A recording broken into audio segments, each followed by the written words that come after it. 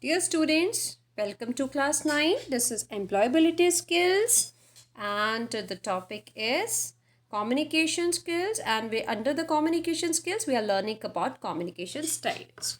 So we are going to learn about communication styles today. First of all, let's understand the table which is given to us. Here, the types of communications have been expressed and they are categorized in two parts. First is based on communication channel, the second is based on styles and purpose.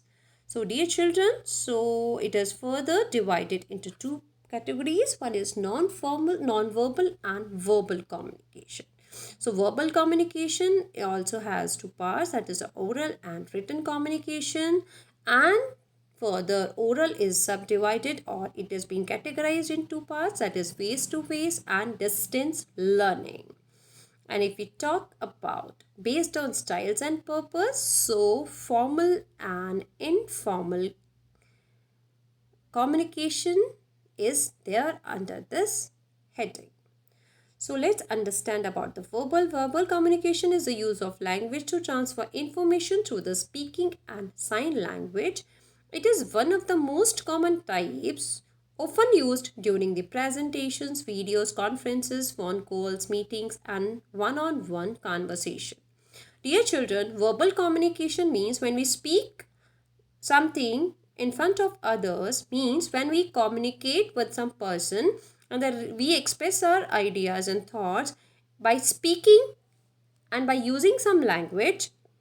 So that is known as verbal communications.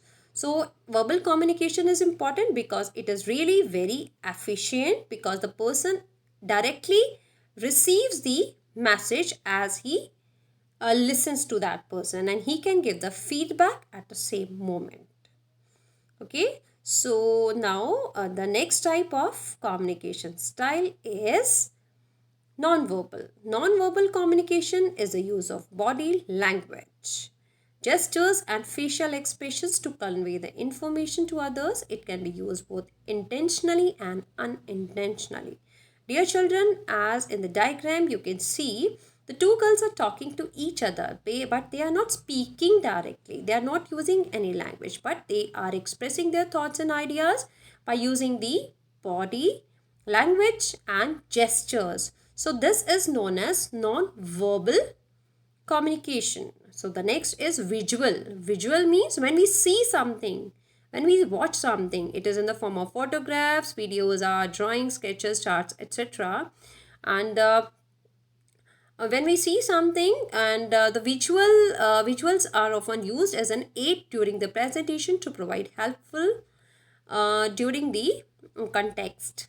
Dear students, visual means when we talk about the diagrams, charts, sketches, so it leaves a long lasting impact on the mind of the students. So we use the visual communication. If we talk about written communication, written is the act of writing, typing and printing symbols like the letters and numbers to convey the information. It is helpful because it provides a record of information for future reference.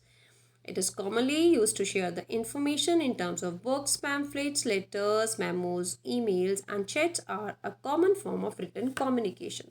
Dear students, written communication is used when we want to keep the records for the future use. It can be a letter, it can be a document, it can be a feedback. So written communication can be kept as a proof for the future use. Thank you students. That's all for today.